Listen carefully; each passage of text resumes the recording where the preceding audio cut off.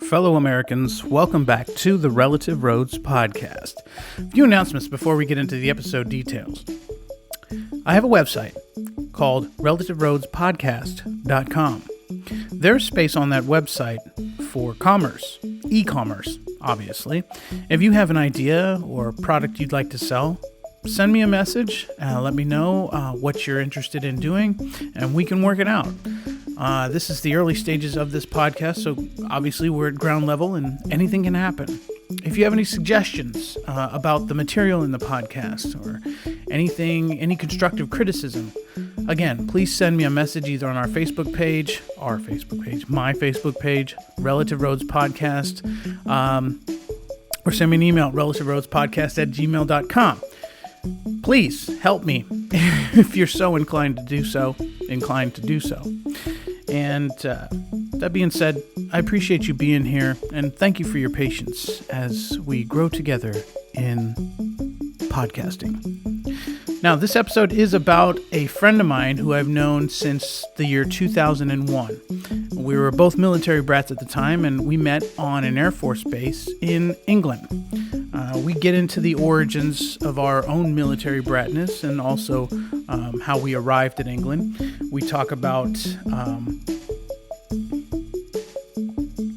entrepreneurship, as Keith is an entrepreneur. He owns his own business. He's also a state firefighter.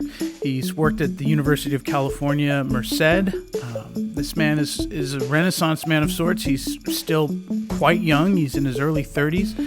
He's also a father of many children.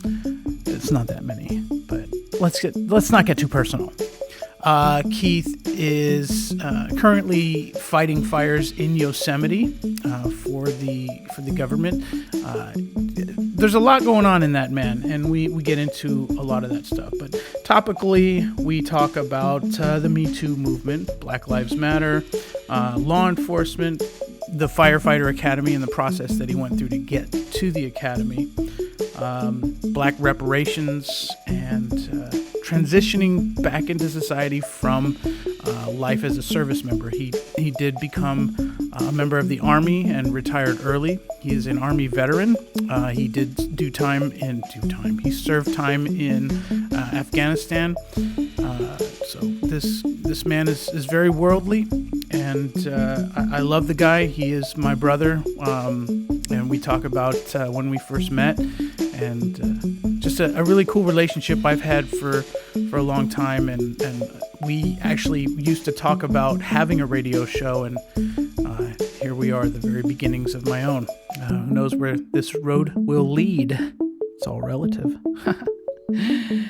Anyways, and then real quickly, I just want to let you know, I learn a lot about myself in these interviews. I listen to the interviews over and over as I'm editing and trying to piece this whole thing together. I want you to know, I know I can get annoying. I know the repetition of some of the things I talk about and how I talk about them can cause some proverbial pain when you listen to it, possibly physical pain. I appreciate your patience, and without further ado, please enjoy this episode with my friend, my brother, Keith Curry. I'm just a wandering nomad out on the interstate. Eventually all these roads just end up looking the same. And now it's time for another episode of Relative Road.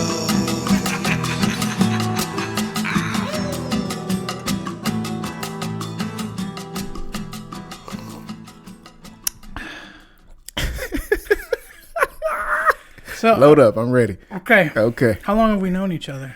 Oh man, a few years. A few? I've definitely over a decade. A couple few. Yeah. I think we're. When did we meet? What year was that? Do you remember? I was trying to think of it today, but I didn't. 01?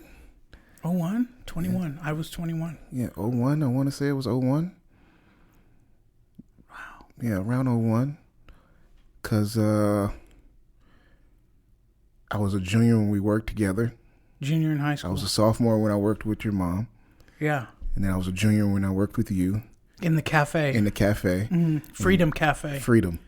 Freedom. Freedom. Yeah. Don't get the hot wings. Yeah. Shout out to Johnny. We did some pretty awful stuff as fast food service workers. Yeah. Okay. You know what was awesome about that place is it showed me cooking can actually free you a little bit. Yeah. Yeah. I'd agree with that. Cooking, when it's busy and you're in this rhythm, like time disappears. Yes. Like when you're doing the dishes. Right. Sometimes. But when you're naturally a fat boy at heart, like you do take pride in like, this is going to taste good for them. Yeah. You know what I'm saying? Yeah. Not the last minute customer that's a jerk. You Right, know what I mean? right. But like yeah. that family comes in. It wasn't all bad. You know, it wasn't all bad. And it was just like, oh man, this is actually pretty cool. Like to just be free and like cook for people. Yeah. I actually kind of enjoyed pride. that. Yeah. It was pretty cool. Yeah. I tried to bring catfish. It didn't make it that well, but I was quite surprised. I thought people would enjoy a nice southern catfish meal. Well, yeah. But no. You know what was interesting is when military personnel would try to intermix with the off-base brand of people. No, it's just awkward. Is very strange because you never knew who was really like undercover security police. Well, CID is a very real thing. Yeah. And I just would choose to mingle with other people. Yeah. You're active duty? Okay, well, I'll see you guys later. Yeah. Yeah, just wasn't my thing at all. Yeah. Yeah. My dad had very few rules. He had a lot of rules, actually, but... I always saw your dad as kind of a strict parent. His philosophy was, as long as you don't put me in the red carpet, which to military people that's sitting on your commander's, office. Yeah, don't get me in trouble. Don't get me in trouble. Don't have the school calling me saying you're not there. And do something productive.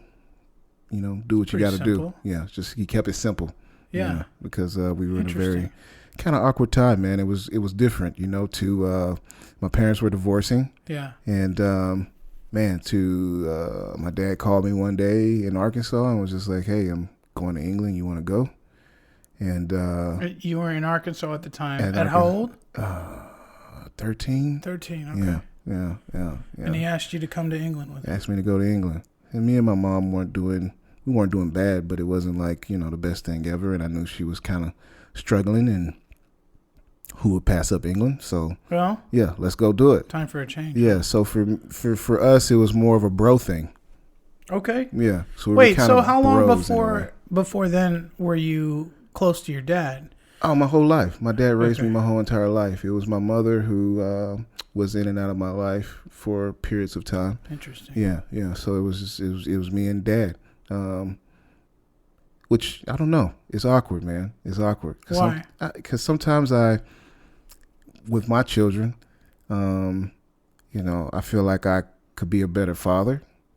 Okay. And it's awkward for me to feel like I can be a better father because I always grew up with my father. Oh, I see. You see what I'm saying? Yeah. So it's like, man, you should have that example. Sure. But I just really don't have that relationship. And that's one thing I've always admired about you, you're really good with deck. I know you. Well, to be fair, and I love my dad, don't get me wrong. Right. But the next thing I'm going to say will kind of shed some light on maybe how people feel about their future, their destiny, or whatever. Right. But he was emotionally absent, and then at some point physically absent from my life in early youth. Okay. And so I remember a lot of times asking him how he was feeling about me in particular because he was very quiet. Wow. Was not a very expressive person. Mm-hmm. And for whatever reason, he's in his own head, and, people go through shit. I don't hold it against him, but it doesn't change the reality of what my childhood was like. Mm-hmm. And when I became a dad, I just wanted to make sure that my son knew I was there for him emotionally. Right. And, you know, in the physical world, yeah, I'm physically there and I'm telling him all the time, I love you and I care about you and you mean the most to me and so on and so forth. But right. I think that is what I was missing as a child, was that I didn't get that reassurance. And so how is your dad now?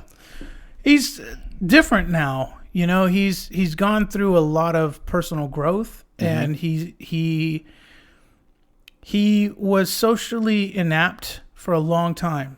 Very quiet and reserved, and didn't know how to interact with people and to sort of create relationships, you know, with random people, and just socially awkward. And then through the last decade or so, he's been actively like trying to understand his own emotional health, going through group therapy, going to 12-step programs. Was he in the military? Yeah.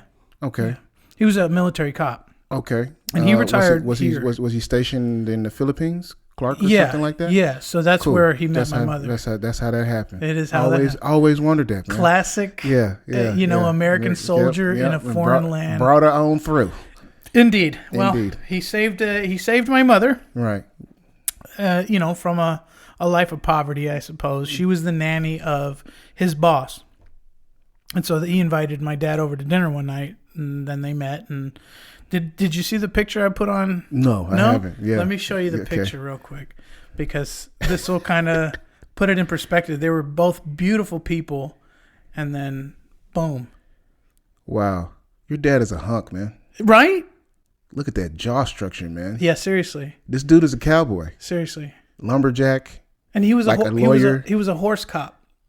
Oh, so he rode a horse. He was a knight on a white horse. Literally. He had a white horse named Blue Moon. Blue Moon. He was like a cowboy in the Philippines. That is sexy, man. It's pretty damn interesting. Let me show you this, though. Sexy. Let me show you this. This is going to blow your mind, okay? Right. This is my mother in the 80s in America. Amazing. Blows your mind, doesn't it? It does. My beautiful mom. Yeah. So that kind of gives you some perspective. Amazing, man. She's a superstar. Yeah. Look at the hair, man. Yeah. 1980. Oh, like man. she, you know what I mean? Like she's a... Oh, she had it all going on, man. She had it figured out. She knew it, too. She knew it. She was in party mode when she came to the States. Oh, I can imagine. She was in party mode. Right. So there's that. But so, yeah. So what was the resolving thing with that? Why did they split? Right. 12 years they had to run together. And married, just together? Married 12 years. So shortly after they met, I was, born. We were in the Philippines 3 months after I was born. Then it was time to move. And we went to Colorado Springs, which is where he got stationed. His family happened to be living in Colorado as well. So you can imagine, this bringing home. He's the oldest of 4 boys. A lot of pressure. Right. And his family. I don't know how we got on a tangent about me, but I'll just finish the story. No, it's good.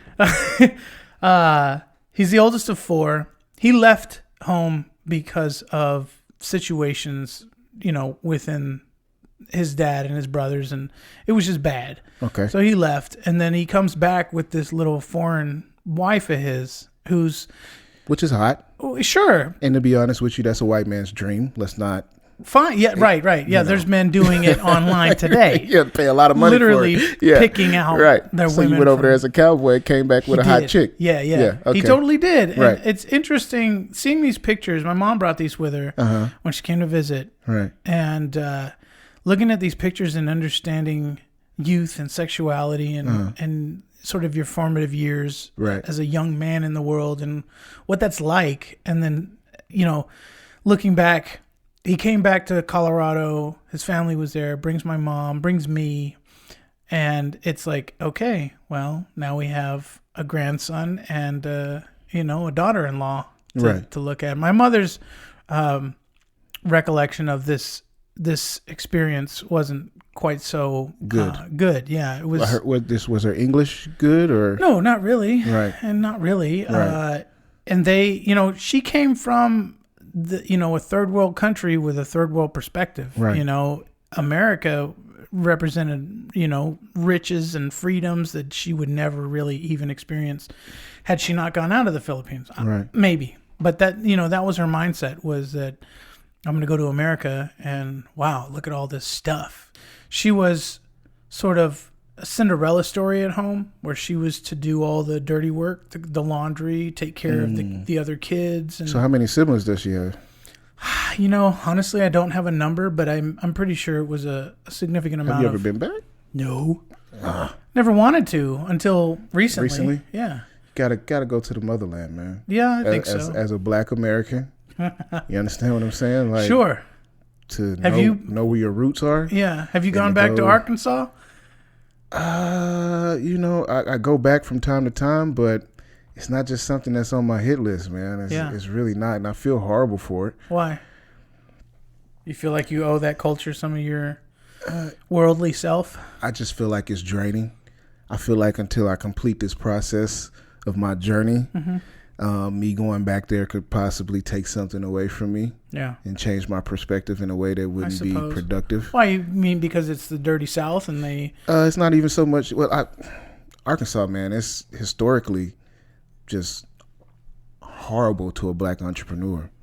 Is it? I don't know. Just despicable, man. I grew up listening to stories of, basically Blacks being killed off and their property just being ripped off to the state. I know me personally, my grandfather was killed in 1983, the same year Do the Right Thing came out. A person just walked up to him and blew his brains out. Guy never went to jail, nothing. For no reason? Or just because he was Black? It was a mutual dispute between his stepdaughter and her boyfriend at the time.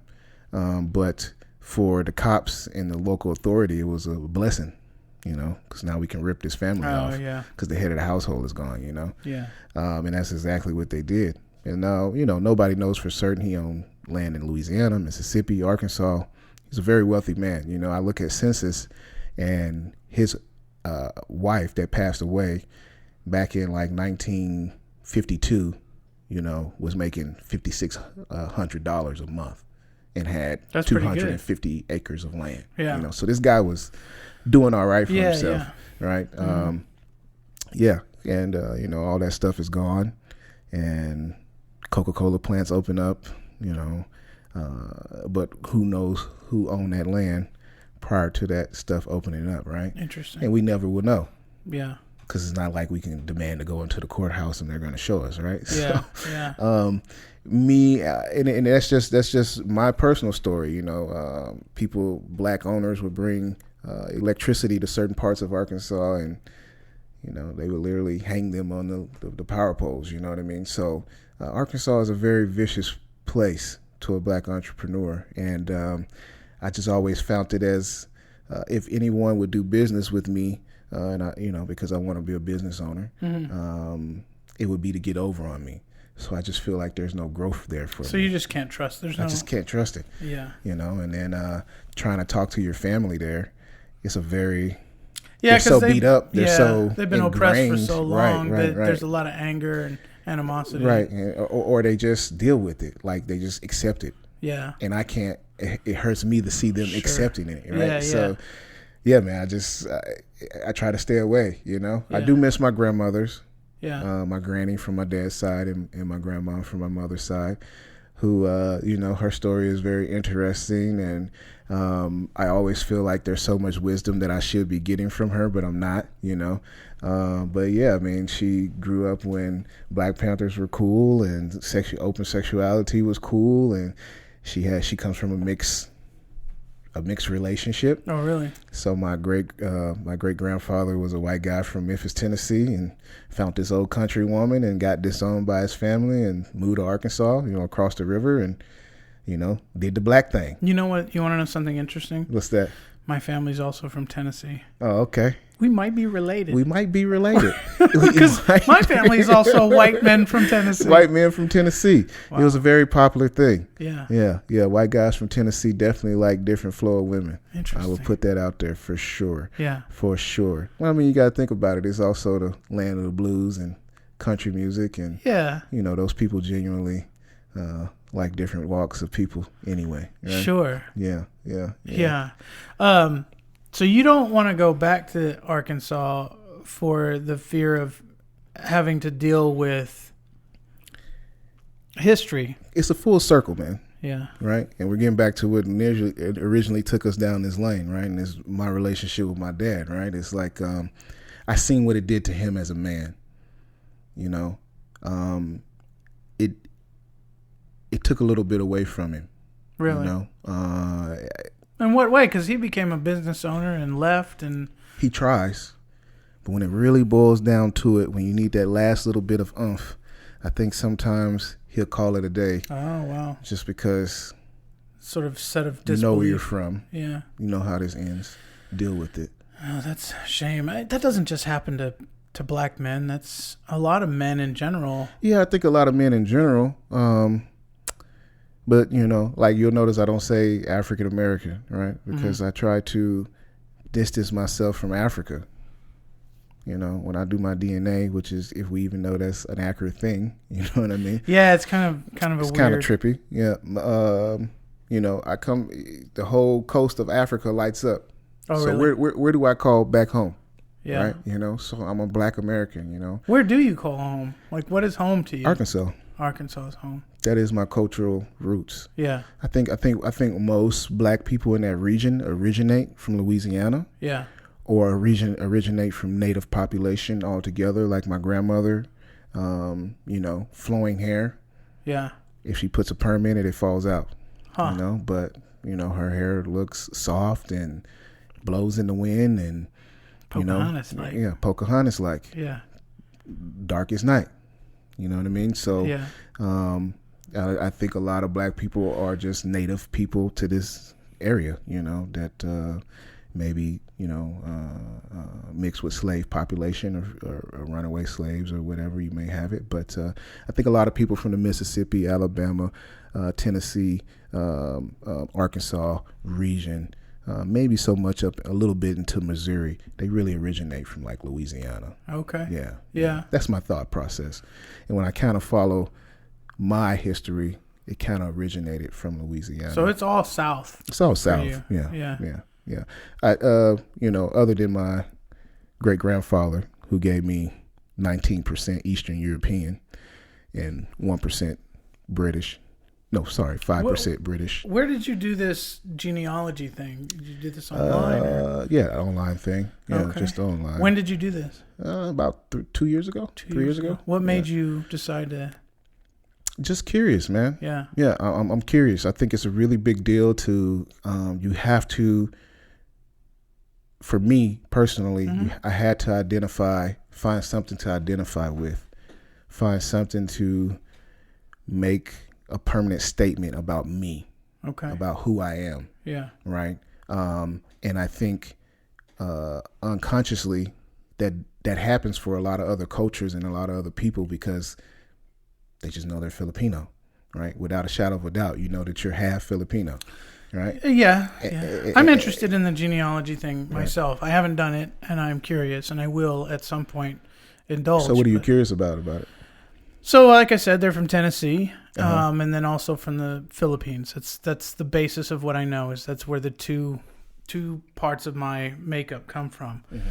But my mother's talked about being somewhat Chinese in there. There's some Spanish in there, and from what I understand from the history of the Philippines, that Spanish is a big influence on that civilization. Right.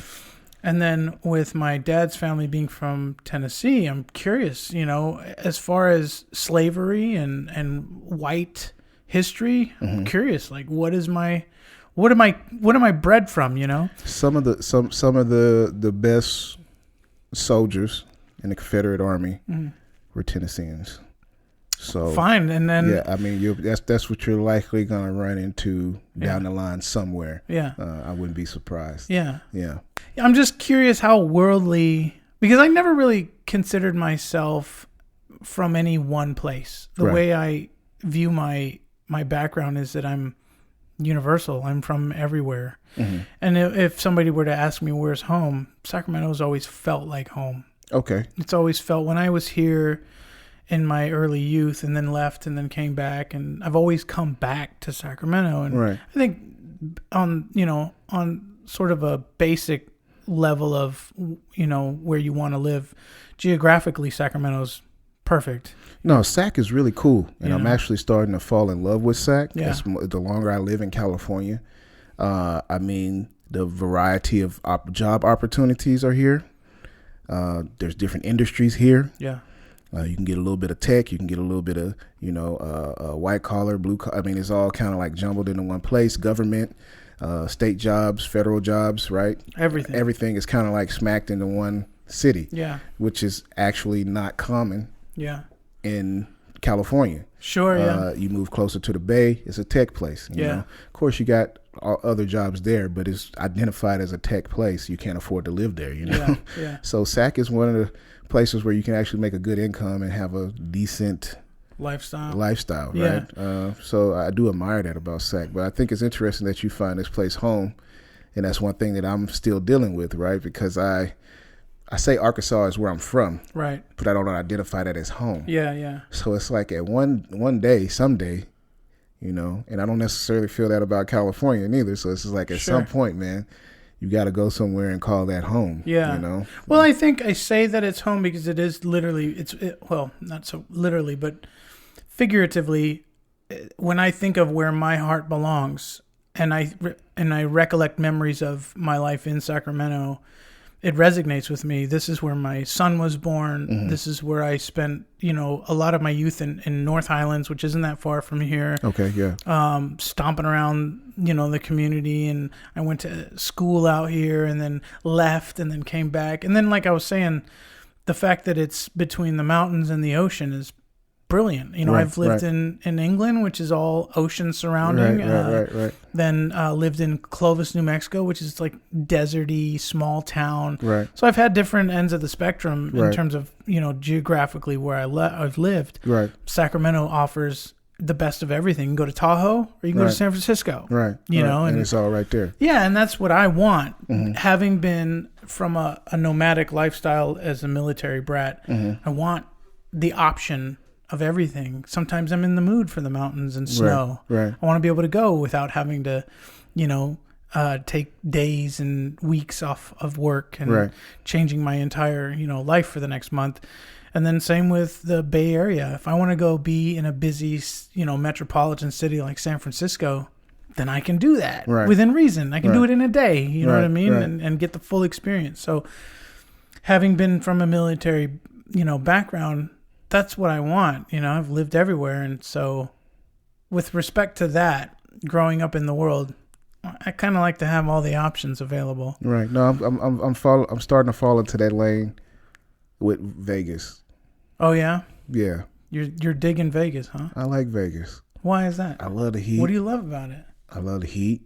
The people out there are beautiful. People say like people in LA are beautiful, but I think people in Vegas are like truly beautiful. Okay. Yeah. It's opportunity there. Feels like it's definitely a growing place, and nobody in Vegas is actually from Vegas, and I think that's what I identify with.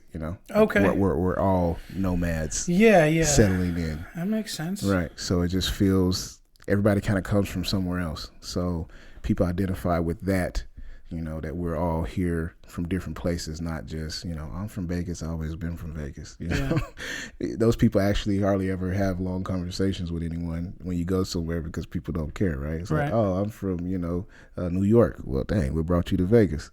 And you go down that little lane. Yeah. You get a whole new perspective on New York and somebody moving to Vegas. And, it's cool, man. I just love that about it. Plus, it's outdoorsy, man. People think it's all about like drinking, and man, I never did. I seen some of the most beautiful stuff, man, in Vegas. Going through Red Rock Canyon, hiking, and that. Yeah, I don't think of Vegas that way, but no, it is. It's a very athletic, outdoors, sportsy type place. So I love that part about it. And then as far as when it comes to retiring, man, I always say, my house would be around $750. And a house in California for $750. But a house in Vegas for $750, man. It's really? Like if you stay at 500, you'll get the same thing in California. But the moment you go over like 550, 600, man, you got infinity. You ever seen that infinity fireplace? No. I mean, your house looks like a mini resort, because it's Vegas, right? Yeah. You got to live up to the Vegas thing, Sure. So everything's resorty. Yeah. So I just kind of enjoy that. Okay. Yeah. Well, why aren't you there? And when are you planning on going there? I got kids here, man.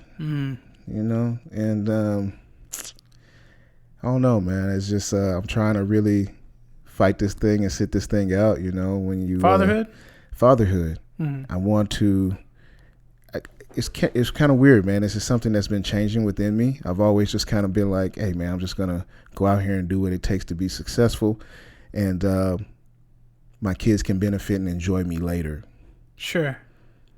But that's kind of eating at you. Yeah, I kind of seen that's what was my dad's mentality and his dad's mentality. Yeah. And I seen where he lacked as a father. Yeah. And probably what he lacked getting as a son. Yeah. And how that translated to our relationship and how I treat my children. Yeah. And, I just naturally want to be pumped about going to soccer games and naturally be pumped to, see them do something silly. You know what I mean? Sure. And for me, it was a chore. And I love my kids to death. Yeah. But it was a chore because I had so many other things to do.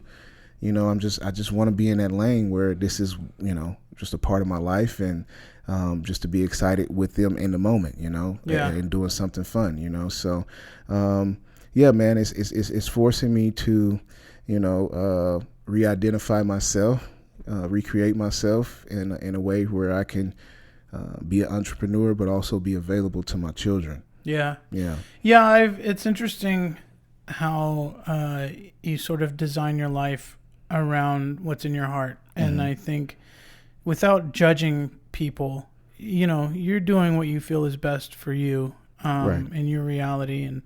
And my father did the same thing, and so I don't hold it against him that he wasn't present emotionally because I think the poor guy was trying to figure his own shit out. Right. You know what I mean? Right. And I take that same perspective with everybody. It's like, you're just trying to do best. And the thing about advice or, any sort of judgmental outlook on people is like nobody, including myself, wants somebody to tell them that they're not living life the way they should. And you romanticize, right? Yeah, yeah, of course. You got to definitely go back and put yourself in your dad's head. Yeah, yeah. He got this hot chick, he got a young son. Totally, yeah. I'm going to go back home. I'm living the dream, right? And when he realized you're not living the dream and this might not be forever, it's like, hey, how you top that feeling that I had with this perception of myself, right? Yeah. So, yeah, it's a challenging thing, man, for sure. Yeah, and the other thing is that, when I learned that my son was going to be a reality, I was in the process of chasing my own dream in terms of acting and getting into a career of entertainment and developing my skills in that industry. Well, I don't know if it was just taking heed to society's message as to take responsibility. You got somebody pregnant, drop everything, and that's what you are. That was in my head. I think the other thing is, like I mentioned, my father wasn't there emotionally, and I think maybe I felt obliged to be the opposite for my son. And so therefore my shit got put on hold, and this of me is that, I've had all these aspirations and these dreams to create whatever it is. And yet I hold back because... Well, this is amazing, man. We talked about this since we were younger, man. Yeah. And, you finally, it's coming. You see what I'm saying? So, yeah. And it's good, man. I wouldn't BS you, man. It's good. Sure. It's good. Sure, you got something to say. People want to hear it. Well, I think that or not, you know what I mean? Yeah. And I want to send a message that I'm not perfect. I'm not an expert in any one thing. However, I'm open and willing to share my growth with people. Right. And I think that's what people really want in the world, is to know that they're not alone. And when they're stumbling through life, trying to figure out, am I doing the right thing? Well, I'm here and I'm publishing that effort. I want people to know you're not alone. This is a tough deal, especially in a world in a city with a booming economy. Yeah. And things seem So you feel like the economy's booming here? I do. Yeah. And I do. Well, in which ways do you feel like that? What represents booming to you? Well, I'll tell you a fact that I just learned. Okay. The city approved, I think it was like a $3.1 million budget for the airport to increase their ability to handle the increase in popularity, the increase of population, the flow of people coming into Sacramento. Right. We have to put more money into handling that because it's a fact. Right. The city's growing. Right. And things are just popping up. If you go to downtown Sacramento, just from the last time you were here, you'll see new tall, I wouldn't say sky rises, but new tall buildings, condos being built, new businesses at the bottom floor of those condos. Right. In addition to those, new construction on almost every street in downtown Sacramento has something new popping up. Right. So that being said, I have a tangible experience that Sacramento's growing. Economically, it is booming. My appeal to Sac, if to be honest, is just that, kind of like what I was hitting on before. Like, you can actually come here and have a decent place to live in a decent neighborhood. You know what I mean? For a semi-decent price. For a semi-decent price. Mm-hmm.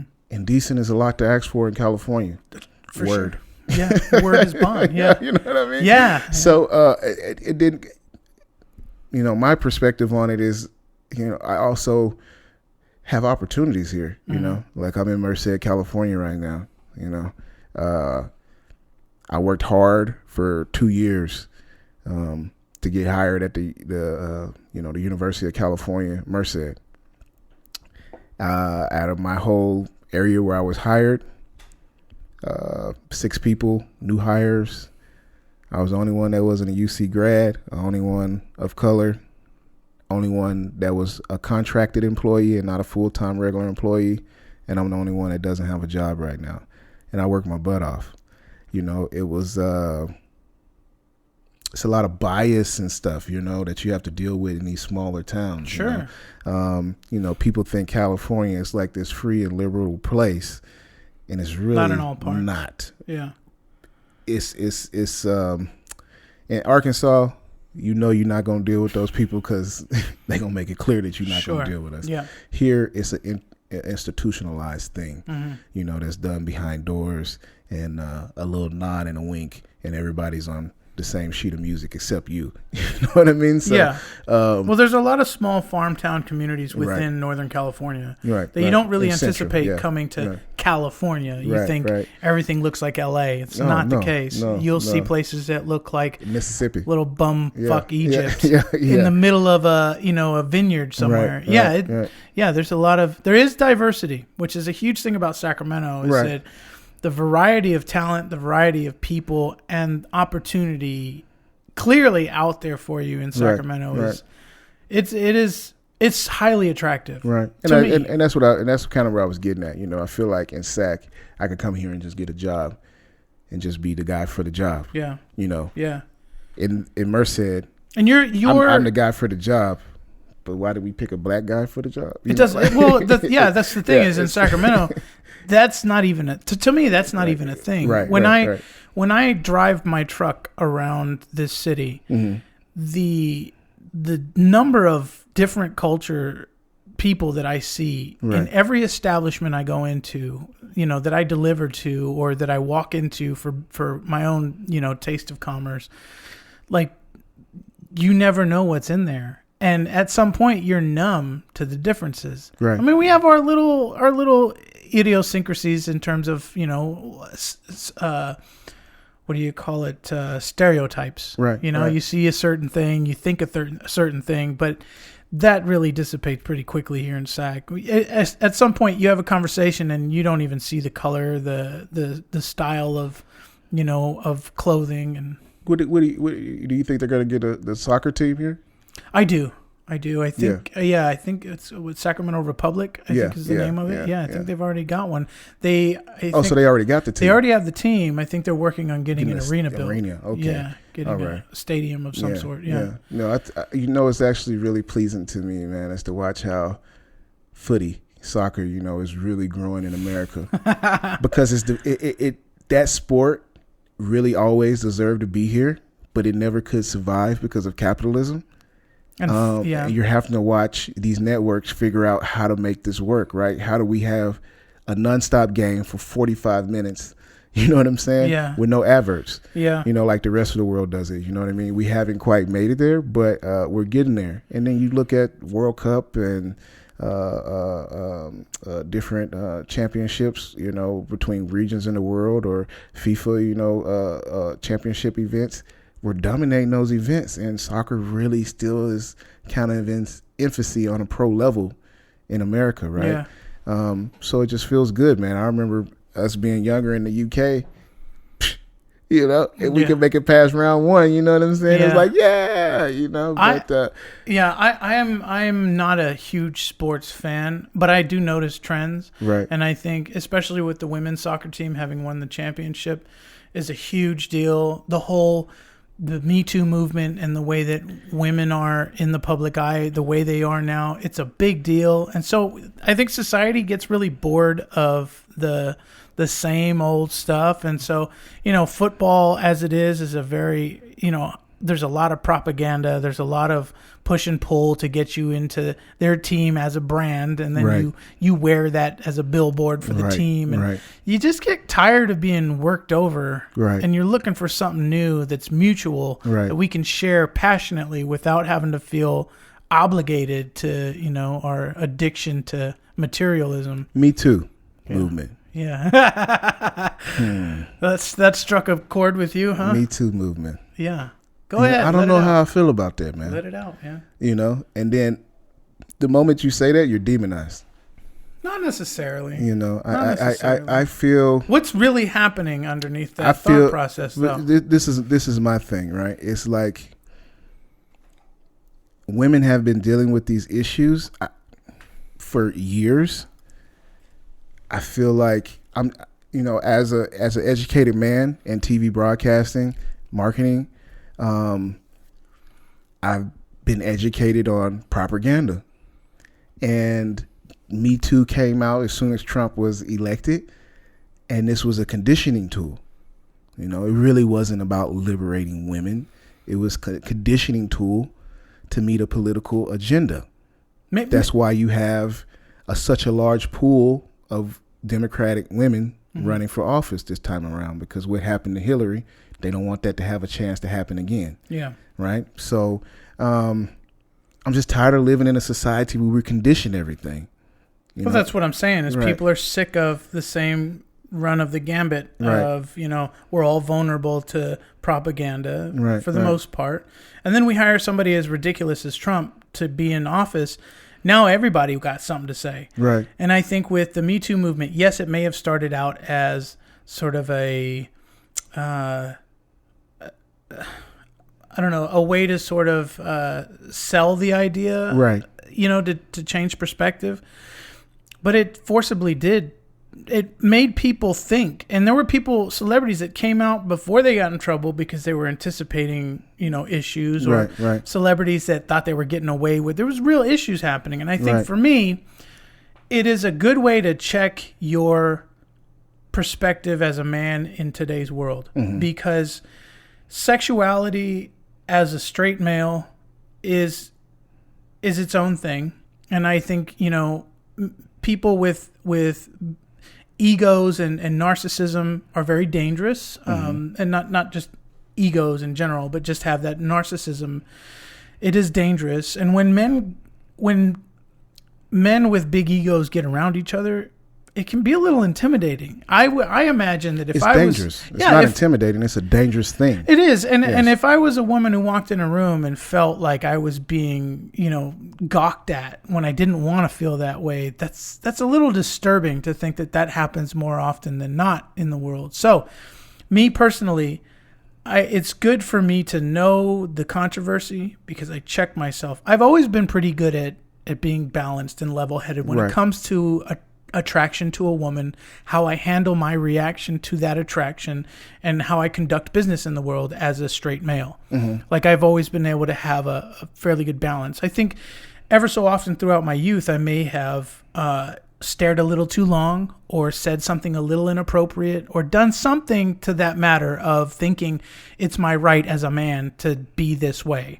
Right. So now as I am at 39 years old in America, today's world, it's just good to know that you can't just throw yourself around like that. It's not your right to treat women a certain way.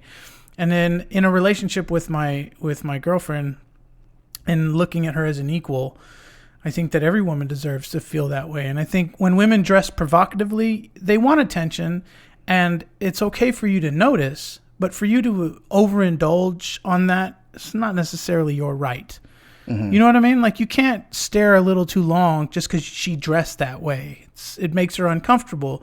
And if that were your daughter or some other female that was close to you, you'd want her to feel comfortable too. Right. You know what I mean? So right. There's give and take. I don't think you should completely remove the male ego or masculinity. I don't think that's fair. Right. I think as a species, we just have this energy that we when we're around each other and we feel safe in that space and we can share, flamboyant ideas about it.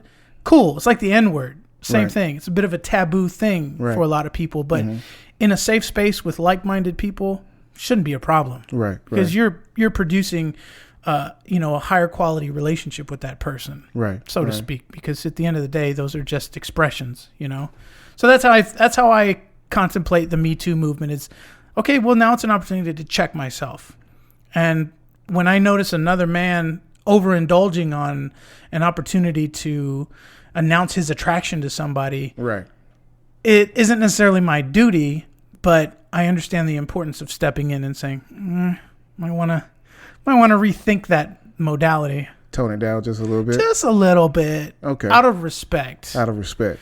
You know what I mean? That's my take on it. This is my thing with it. For sure. It all seems good on the news, but do you think women are going to get equal pay as men? Do I think that? Yes. If they're qualified. From the Me Too movement. Oh, I don't put those two together. Frankly, I don't see the Me Too movement and equal pay for women as the same thing. But it's like a equality thing, right? Yeah. It's like a woman stand up for yourself thing, right? Yeah. So that's how I tie those two things together. Sure. Because all this other stuff started to flower and blossom based off of that one known. Yeah. Some movement. other attention got some light got shined on some other things. Right. As far as women are concerned. Right. So then what are your thoughts towards Black Lives Matter? Let's put it this way. People need something to holler about. Mm-hmm. And that's fine. I think if you feel moved or passionate about something and you want to say something, fine. But unless you're actively trying to make a change in the community, let's say you don't like the police and you say, fuck the police, and you see them as just that. They're just somebody out to get you, right? Then why don't you become a cop? And I talked about this in another podcast, is that, okay, you're not racist, right? Mm-hmm. And you think police are. Well, then why don't you try to become a police officer? Then you're not racist, so. I tried, Mike. Fine. But I'm saying, but you're not one of those, not one of those people that's. But they didn't want me. Well, and likewise, the same thing for me, but I don't hold it against them, you know what I mean? Well, I do. I take it very personal. Oh, do you? Yeah, very personal. Okay. I went to I went to my polygraph. I was very open. Yeah. I already know it's full of crap anyway, but I still gave them all the juice. Sure. Gave them all the tea, Mike. Sure. Same. You know what I mean? Yeah. And the sister was kind enough to be like, look, I'm not gonna actually process this polygraph, and so they always say that you failed a polygraph. You know what I mean? But we're not gonna pick you up. We're not gonna proceed. Based off of pot. I grew pot years ago, right? Like, what? Yeah. So for me, it's kind of like either you want somebody that will absolutely lie through a polygraph, right, or you want somebody that's absolutely been through nothing in life, right. And those are two very dangerous people that very you want unreasonable. on this. Very unreasonable. Yeah. I agree with you. And a lot of good cops that I do know are those people that haven't really not been through a lot in life. Sure. You know what I mean? I agree. And with I don't take that against them. Mm-hmm. Hey man, I got a cousin. Shout out to Champ. I mean, he did everything right, brother. Everything right. But would I say he would make a sound judgment based off of somebody in a certain situation? I don't know, because he's going to be coming from a point of view of I did everything right, you know, and that point is kind of almost like I'm better than you a little bit. Sure. You know what I mean? No, I agree with you. And here's the essence of what you're saying. The system's fucked. The filtration system of applicants who sign up for the cops or for the law enforcement, part of the community or the part of the government. Right. The process of that has proven to be inefficient, because you'll hear stories of cops killing innocent people, cops committing suicide, cops conducting crime in one fashion or another. Right. So clearly, these processes in place to induct people into that department aren't 100% proof, right? Right. So, yeah, there's a problem with the system, okay? Because you're right. They either want somebody squeaky clean, which there's no guarantees. Right. There's no fucking guarantees. If somebody's never committed a crime, that they will never do so. Exactly. There's no guarantees that somebody who's committed a crime will do so yet again. I think you're better off with the person that has committed a crime and is willing to admit it, right? And is willing to admit it. And that's my perspective too, because I felt a lot like you did in terms of, you don't want me. Right. I was 100% honest with you. I'm offended because I told you the fucking truth, and yet you don't want to give me a shot. Right. And you have all these other assholes out here, right? Okay, so I'm with you on that, totally. But I can't carry that animosity with me in a world that's being policed by people, regardless of what I think the system is or not.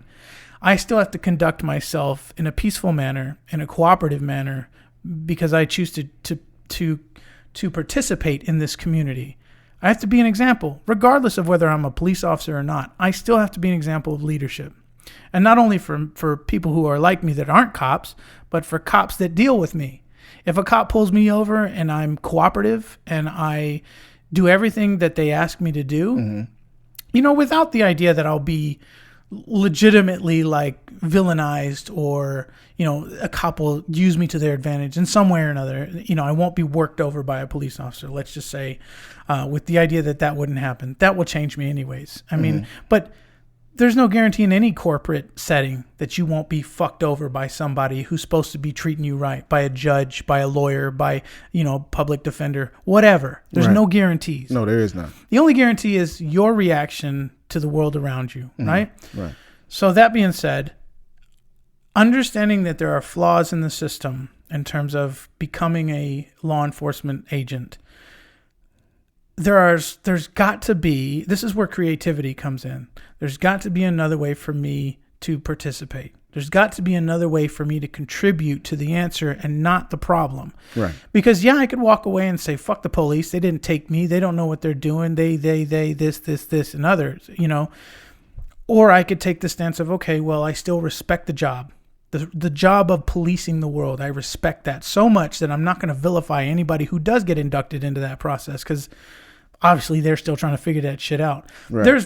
There's very well likely somebody that is a police officer that believes in the right thing, that has done bad things, but has chosen to live right, live a righteous lifestyle, and is fighting from the inside to change the system for the better. There's somebody out there doing that, right? I would hope so, but that person's their quality of life probably sucks. Well, and so be it, right? So did Jesus. Right. Jesus had a really shitty setup, right? But he still walked that line. He still stuck with. This is the part that I hold people accountable for. You believe in your God. You believe in your biblical God. What you believe in the story. The version of Jesus of making sacrifices and looking people in the face and being true to himself and true to his God and being the highest potential of a person. You believe in that. Right. Why don't you live that? That's what I'm saying. For me, personally, going through this process, I was a little upset. I was a little disappointed that I did not get picked. And I thought the same thing. I told you people the fucking truth. I wrote it in the questionnaire. I gave you everything about me. Right. Thinking, well, the truth will set me free. All of a sudden I get a letter. Sorry, we're not picking you. And I have all this imaginative stuff coming through my head of why they didn't pick me. And it just created some feeling of inadequacy. But I acknowledge that. I acknowledge that that's what I'm feeling. Has nothing to do with reality. They could very well just have decided he's 39, he's out of shape. We can't take that chance. Right. You know what I mean? It could be something that simple. Right. The reality of it is, I don't know and I'll never know. So what am I going to do now? Mm-hmm. Okay, well, I'll open myself up in other ways. I'll talk to people. I'll talk to police officers. I'll talk to fire department people. I'll talk to nurses, doctors. I will talk to people who are working in emergency services. Find out what's really going on, right, and share that conversation with everybody. And I'm not trying to virtue signal the podcast.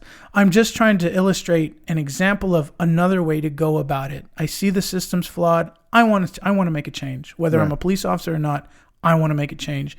I want people to see the police as a good thing. And yeah, there's shitty people that are police, but there's shitty people that are running grocery stores, or shitty people running, nonprofits. There's shitty people in every facet of life. Right. You can't group them all together and say, well, I hate the police because there's a shitty guy there. I hate, so on and so forth. So I think it's very dangerous to hold that anger in your heart for any one thing, but I think it is legitimate to acknowledge that feeling, but then to make it a productive measure in your life. What are you going to do about it? My solution to the police problem was very simple. Every place in America has a census, right? We have a known number of a population. We know the demographics within that population, and my arrest ticket rate, conviction rate should reflect that same demographic. If it's 90% white, 90% of my interaction, my cops in that city's interaction with the public should be 90% white. That's a very simple fix. If it's 10% black, 10% black. I shouldn't live in a population that's 90% white, but 90% of my interactions with my cops is with minorities that only make up 12% total of my city population, right? Mm-hmm. Now we're bullying. Okay. Right, and we're only taking that money, those tickets, those court convictions, because it is an economy, right? Mm-hmm. Prisons are for profit. Yeah. Okay, so we're taking that from the lowest population of people, and turning it into a profit, a Ponzi scam essentially. Yeah. Right? Where the government is involved with bullying people. That's the simple fix for me, and I think it makes perfectly logical sense. Pull them grandmamas over. Them tags ain't good. Yeah. You know what I mean? Yeah. So, and it stretches into other things, man. I did the firefighting thing, I'm a state firefighter. Sure. So you talking to a person that does these things. I don't BS, Sure. I go out and I get it done, right? Will I ever get picked up at a station? Probably not, because I can't subject myself to that culture anymore. You know what I mean? You get you got to go and to the station and mop their floors and clean their toilets and show you're approved, and you can't never sit in the lazy boys until you have so many years under your belt. Come on, man. I'm a grown man. I got 5 kids, brother. 42 months in combat. Yeah, bro. yeah. You know what I'm saying? Yeah, you're not. I can't do that for you. Yeah. So too old for age. Too. That's a little bit too much for me to swallow. Sure. And that's hard and it sucks. Yeah. But then when you look at firefighting, what other profession out there, man, can make 60 on the low side? 70, 80, 90. If you're in SF, 130 to 180,000 a year, working 2 days a week. Yeah. Those jobs don't exist no more, right? So this is the job to have. But, I put it to you like this. My school that I went to go to, my academy, has been running that academy for, at least 30 years. Every chief that's in that area came from that academy. I was the second black dude to ever complete that academy. Oh, wow. Right. So we want to paint this picture like, you guys got the same opportunities. Okay. Well, why am I the second black dude to ever complete an academy that's been here for 30 years? Do you think that is because there's an opposition to black people finishing through the academy, or do you think it's from black people not believing in the opportunity and trying? A little bit of both. And then the systems automatically see. Some stuff is institutionalized, not in a bad way. Okay. Right. So the academy is structured around basically a 40-hour work week. So you can't have a job because you go to this place Monday, Wednesday, Friday, and all day Saturday. Right. So you can't have a job. Okay. So what young black man, minority, Hispanic man has the ability to not have a job for 6 months? Right. Just to have the opportunity to even be qualified to then go compete for a firefighting job. Yeah. Who has that opportunity? But well-to-do white kids. Just say it how it is. Okay. You know what I mean? Yeah. Are we saying this is a vindictive thing that they went behind closed doors and how can we only have white kids come be firefighters? Yeah. No, that's not what happened. But the truth of the matter is they're the only population that can afford to do that. You know, to house their kids up. And, you know, of course, there's others. You know, there's a big Hmong population in my area. And there was a few Hmongs going through the academy with me. And they have the same safety net because, you know, culturally they're a little bit more stable. But, you know, coming from an urban environment, you know, it will be hard from a kid with nothing to say, hey, I'm going to depend on my parents that already don't have nothing for 6 months and try to make it through this academy. Oh, yeah, and afford all my textbooks. Oh, yeah, and afford to be able to pay for all my certificates. Oh, yeah, and to be able to afford to, you know, buy all my uniforms and all that. Right. You know, where a set of boots is $700. Yeah. We're not making a very reasonable, your applicant pool gets very selected at that point. So limited resources. Right. And from what I understand, based on what you're saying, the black community suffers a great deal more in poverty than most other minority or other, you know, cultures. Right. So then that's a question of how to increase the resources in a black community or to give better resources. You know, we going through this thing in America, which I find is interesting. And a lot more black people are against me than I was prepared for. Okay. Because you're talking to a man that didn't vote for Obama. Okay. You understand what I'm saying? Sure. Never wanted to see the dude in office. You know? Reparations. You know, that's a big topic right now. Yeah, yeah. And a lot of black people feel like, why even go down that lane? Yeah. And I feel like it's necessary. Okay. Right? I find this interesting, and I'll tell you why after you. Okay. I feel like it's necessary because when the people that we see and admire today, don't just look at the average Joes. Look at the people that do stick out. The Ronald Reagans, the JFKs, the Trumps. Say what you want. You know, I'm not a Trump fan, but, you know, you got to respect the dude's background. You understand what I'm saying? Yeah. And how did these people make it? Well, Trump's great-grandfather made it off of making brothels from New York all the way through Canada. All right? Hoe houses. Sure. Where was my people at when his grandfather was out making hoe house? Picking cotton. Regardless if we were free or not, we were still in the field picking cotton. When Wall Street was developed, we didn't have no say-so. We didn't know nothing about no derivatives and factoring. We know nothing about that. Only factoring we knew is that we don't fill up this bag of cotton. You know what I'm saying? We ain't going to get $2 or we ain't going to get a beat. So, you know, how can the playing field was never equal? Now, we would have got 40 acres and a mule.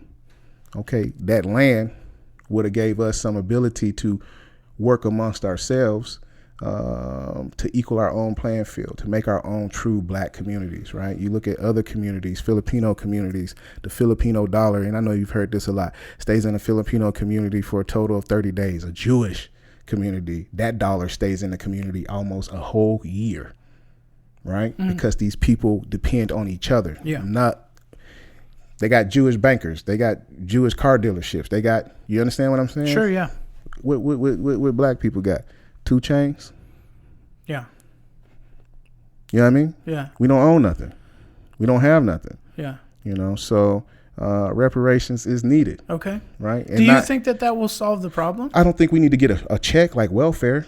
That never solves a problem. The Bible says it very clearly, man. Teach a man to fish. Don't give him a fish, right? Okay. But give us an opportunity to go fishing. And then what does that look like? I would think that would look like black-owned banks, fixed fixed mortgage rates, low mortgage rates. Oh, I see. Right. Okay. So black people can go out because it's a known fact that regardless if you have good credit or bad credit, if you're black, you're going to get a higher interest rate. Okay. Period. You can have 800 cost the higher interest rate. Okay. Right. So that's the type of reparation that I'm looking for. Okay. Cheap child care. Right. Give us things that help us develop our situation. We don't need handouts. You understand what I'm saying? So let me interject something real quick, just to kind of maybe throw a little extra in there. I asked somebody recently, how do we fix this problem? How do we fix this issue of inequality or lack of resources for the black community? Mm-hmm. And reparations was brought up as a solution. Right. And then my first thought was, some people, that's not what they're looking for. Some people, all they're looking for is something to yell about. How do you change that mentality? And is that even possible? Do you believe that there are people in the black community that just want to be angry, and that is their modality, is to be angry in the world and to spread that anger? I definitely feel like there's a lot of black people that just want to be angry. Yeah. You know, I have to fight every day to be one of those black people that just aren't angry. Yeah. It's hard. Okay. You know, it's hard when every time I try to start a business, and ever since you know me, man. Yeah. Indeed. Yeah. Right? Yeah. Ever since you know me. Yeah. We talking about from a man that was 16 years old. Mm-hmm. You know, I'll put a shirt and tie on and try to go talk to somebody about how to make their nightclub better or whatever. You know, it's just always been in me. But not to have the resources to be successful. You know, right now, I have a business. You know, I got a call from Alaska to come up there and fight fire. And they wanted both of my tactical water tenders. And $168,000, man. I had to turn it down because I didn't have the resources and drivers to go up there and fulfill that contract. And you correlate that to being... I correlate that directly to being black. Okay. And can you elaborate as to why? When I started my business, if I was able to just focus on my business, you hear Trump say, I only went to my daddy and got $1 million. If I was able to go to my grandfather, whose wife in 1952 made $5,600 a month and had 250 acres of land, I'm pretty sure he'll be well off to do right now. Mm-hmm. Right. Yeah. And I could just go to my dad and say, hey, slide me, you know, a smooth $1 million, $500,000, I'm gonna buy these trucks. Right. I would have had the resources to have the drivers on hand to go complete that order. Okay. When you struggling every day trying to, you know, just on my way up here, I had to call and get in compliance for my second company. $700 for one driver. $700 to just get one driver compliant to DOT standard, right? This stuff costs money. If you ain't got the capital, you just don't have it. Sure. Right. And in my community where I come from in Merced, all the guys there that were around there that have money, when they need money, they just go to the white guy that lives down the street that has a little bit more money than them. They don't go to banks, right? Black people, we don't have this resource. Who I'm supposed to go to, Oprah Winfrey? No, let me ask you something. So black people is sort of the culture we're looking at. But what if we're talking about all cultures, right? Okay, so like a Mexican would be under the same pressure. Yeah, but not as much. And this is why. A Mexican is close to Mexico. You understand what I'm saying? No, please elaborate. Okay. So when you get the Indians over here, just the other day, I was driving on a dirt road to go find somewhere to run with my dogs. And I went back on this dirt road, and it was 3 brand new black Jeeps, Wranglers back there. Still drive out tags on them, rims, the works. All full of Indian kids. Well, where they get this money from? Where they get this resource from? Well, a lot of that money is coming from India. You understand what I'm saying? Mm-hmm. If I'm Chinese, I don't go to an American bank. I go to a Chinese bank, and they loan me the money to buy American property in America. Yeah. Right? Yeah. If you're Mexican, even though you might be living in Los Angeles, if you truly Mexican and your people truly come from Mexico, you still have a resource to tap into with your Mexican counterparts back in Mexico, right? Like you're still not far from your base. culturally, you still have a group of people that you can rely on, right? We're truly from Mexico. You know, you got the Mexican side of town where all the stores are ran by Mexican people. Yeah. You kind of get what I'm saying? I do, yeah. Yeah. Native Americans, they had the same thing. Every true tribe is going to have some casino somewhere, and if you want a job, you go get a job with your tribe at the casino, right? They have this backbone. Mm-hmm. Now, after... Well, yeah, I mean, and it's not perfect, don't get me wrong, but it's something, you know, reparations. Yeah.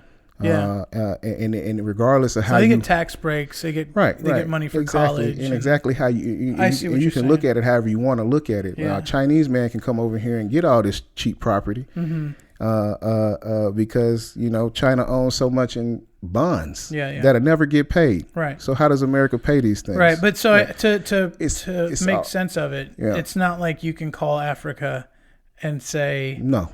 So that's basically what you're saying. I can't because if you go back to Africa, you know, it's a continent, first of all, that's highly divided. Yeah. Russia owns some of it. Right. India owns some of it. Yeah. England owns some of it. China owns some of it. Iran owns some of it. Right. And they all have their dictators or whoever they want to say is the, you know, president of that country that kind of runs a region. And they all puppets. Right. And even from that, where do I come from in that? You know, I can't go and say I'm Kenyan. And who do I go and talk to in Kenya? Right. I get it. And to be quite honest with you, I looked at, you know, Nigeria, which is one of the more wealthier countries, well, the wealthiest country in Africa, really. And I mean, I don't know the whole statistics on that, but it is one of the wealthiest countries in Africa.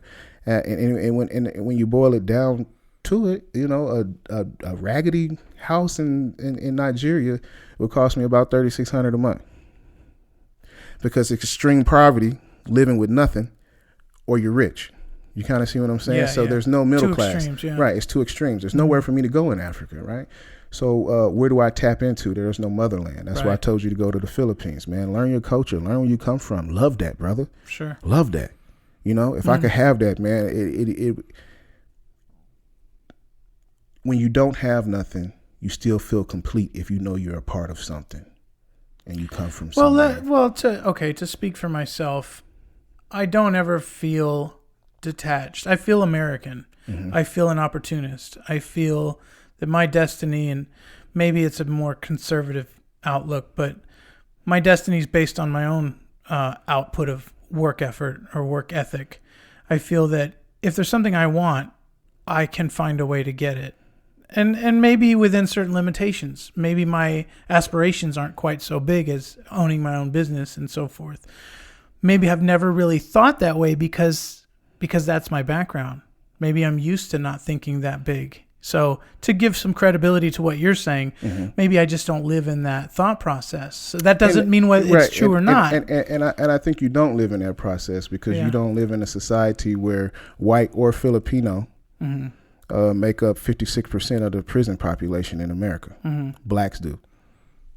Yeah. So my reality, the way I see things, is just going to be slightly different. And I want to iterate to you that I'm not trying to offer a solution to any problem that you face as a black man in this country. I'm not trying to give any sort of antidote to any sort of issues, you know, mental issues that you may be facing as an African American male. Right.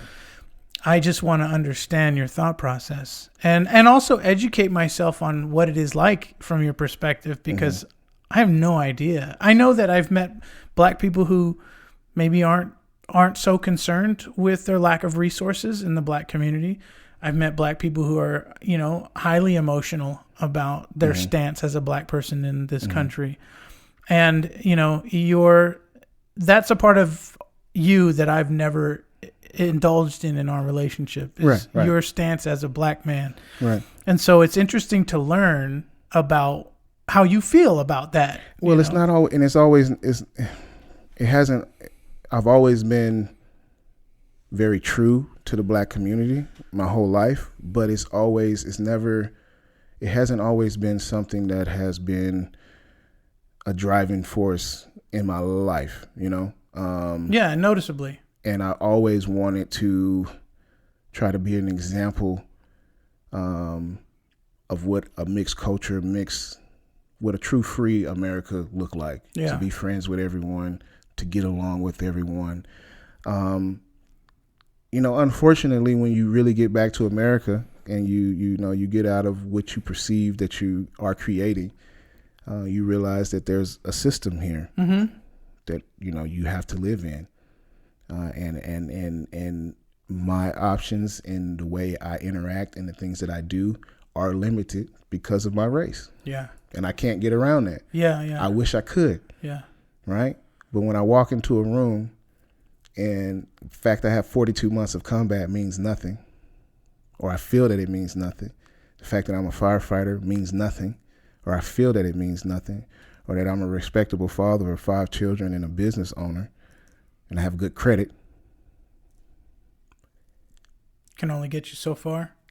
But I feel that I'm being judged more off of the color of my skin. Yeah. I can't run from that, Mike. How much of that do you use to your advantage in relationships with people that don't know you? As far as what? As far as when you meet somebody that you find interesting, whether for personal gain in the material world or even in as a long-lasting friendship kind of way. From my experience with you is that you tend to and seem to like putting on a bit of a show. You only expose a certain amount of your intellect to a certain degree to see what the reaction is. And I don't know if that's from your experience in the body you're in as far as being black. It's so I can identify how to deal with you. Okay. Right? Wait, because you speak multiple cultural languages? Or just your business mind? Like, what is the process? When I walk up to a new person, I'm really just trying to feel you out as a person before I make myself vulnerable to you, which I don't mind doing. Yeah. Right. But I don't want to do it for jerks. Sure. I don't want to do it for a person that is racist or a person that is going to spin on me anyway. Yeah. So once I identify that, okay, this dude's cool or she's cool, then, I just try to be as genuine as I can. But on a business sense, it is always about how can I benefit out of this situation and make everybody some money. That's the only way that I justify it. Okay. Right? Without just making it me being self-centered, right? Yeah. I do try to make everybody money. Yeah. But, it's just hard, Mike. It's hard. If I wish I could just be a run-of-the-mill guy. And when I introduce myself, I feel like I have to put out all these accolades because I'm trying to prove that I'm more than just the average black guy that you deal with. So our first interaction, and I don't know if you remember this, but I was sitting on a bench outside of the Liberty Club. Okay. And I had a T-shirt on my head, and I think I was wearing a FUBU T-shirt, and I thought I dressed myself up to this persona that I was kind of trailing in with me from a previous life in New Mexico. I hung out with a bunch of thug wannabes, right, more or less, rap heads, hip hop heads who wanted to kind of resonate with that culture. But I kind of had the remnants of that on me at the time, but I was still trying to figure out who's my community here. Okay. And you walked up and you were leaving either the rec center next door or the club, and you walked up and you're like, you said sort of kind of under your breath, but you wanted me to hear it. And you were like, "What you know about that T-shirt, boy? Always, You said something really black. You don't know nothing about that right there." So, and I was thinking, "Oh, this is one of those real thugs. Yeah. I'm in trouble now." Yeah. And I don't know what the next step of our friendship was, but How you I remember thinking, right, who the fuck does this guy? Because Mike, that's who I really am. Okay. Really, I am. I'm everything America would think is the worst nightmare of a black man, right? Because that's in me as a man, not by my color of my skin. You understand what I'm saying? Kind of. Right. So, I can be a thug because I understand what being a thug is about. Okay. But I choose not to be that. But you know what? Okay, well, let me challenge you a little bit. Okay. I may have felt a slight intimidation at that point, but I did kind of see through it. Right. And I thought, oh, that's what you want to put out first? You want to put the thug version of you out? Okay, right. Well, I'll see you're a thug, and I'll raise you open-minded and vulnerable type of person. Then let's see what you do. Let's see if you run over me. I'll offer up a little vulnerability. Right. And I guess at that point, I probably said all in. I think at that point you were a little shell-shocked, and you're like, oh, sorry. Right. Didn't mean to interact so abruptly. All right. But I think that I understand the process of putting on a show to sort of assess, a potential friend or foe, and then addressing who you're going to be thereafter, trying to figure out what social identity you're going to take on. But I think that that's where we were like-minded, is that we play poker the same way. Exactly. Right? Exactly. Yeah. So. And maybe that's why you seen through it. Yeah. Well. And maybe I slightly seen through you too. Well, and that's why I addressed the situation the way I did. Sure, we were checking each other, and that's fine. Yeah. Maybe I was also at a point where I'm just tired of the facade. Like, you're not that fucking hard. Right. And even if you are, why? Why? What's the point? I'm not going to hurt you. It's just a fucking T-shirt on my head, And we're in England. And we're in England, for crying out loud. You know what I mean? Like, are you here shooting a rap video? Yeah, I doubt it. Yeah. There's no guns here. Yeah. So, and then, at the age that we were at, I think, I'm obviously a little older than you, but still, emotionally, I was there. Right. But I just thought that was a very interesting first interaction. Yeah, no, it's you make a very valid point, and I don't want people to feel like I view myself as a gangster or something like that. I just think true gangsters are very nice people.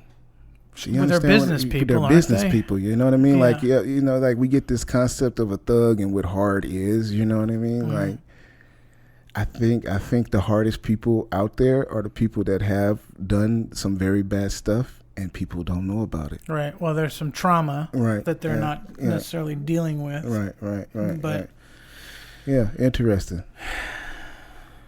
So you had some questions for me, man. Okay, let's get into that. Folks, thanks so much for listening to the first part of a 3-part episode with Keith. Our conversation went over 4 hours the day we did the podcast, and I don't expect you to sit through all of that. So I've broken it up into 3 parts. The second part, you can look forward to getting into the Zodiac a little bit, talking about therapy, relationships, violence, mind control, and dabbling a little bit of religion, and we just have a really great conversation. The third episode will be a bonus episode. It will be about Keith's experience in the Army, in the Middle East, and his perspective on how that all went down, what it was all really about, and how that affected him. Very educational material. I encourage you to stick around. The release date will be posted on my website and possibly Facebook, and whatever else I can manage to do on my own. I love you guys. Be safe and share the road. Bye.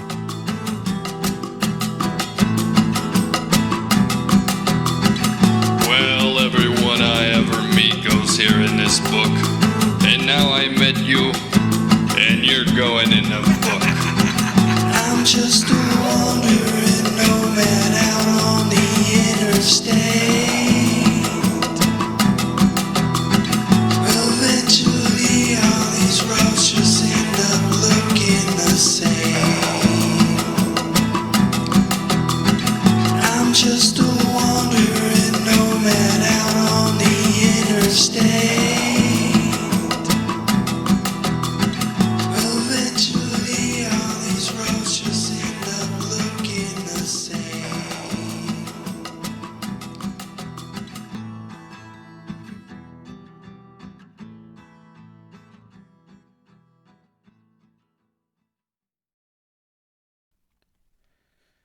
Check mic 1 2 1 2. Mic check 1 2 1 2. check. Mic 1 2 1 2. Mic check 1 2 1 2.